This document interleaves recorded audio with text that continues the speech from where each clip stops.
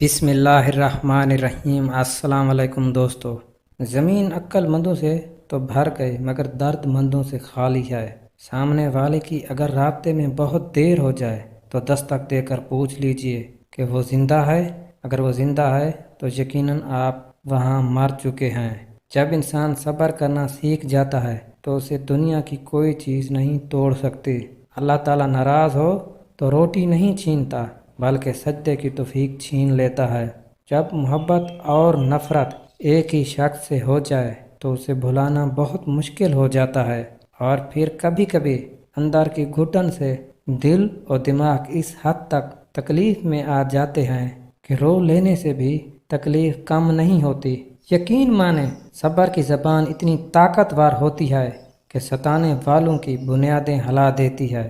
زندگی کی بڑی بڑی غلطیوں میں سے ایک غلطی یہ بھی ہوتی ہے کہ ہم کم ظرف اور منافق لوگوں پر اپنا خلوص ضائع کر دیتے ہیں۔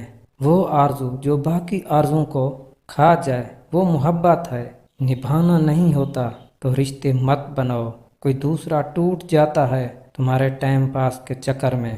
اگر کوئی شخص آپ کو عزت دیتا ہے تو اس کا یہ مطلب نہیں کہ آپ بہت عظیم انسان ہیں، بلکہ یہ کہ وہ شخص خود ایک اعلیٰ ظرف انسان ہے۔ اس شخص کو کوئی نہیں بدل سکتا جسے اپنے اندر کوئی غلطی نظر ہی نہیں آتی۔ خالی ہاتھ رہ جاتے ہیں وہ لوگ جو دوسروں کی خوشیاں چھین لیتے ہیں۔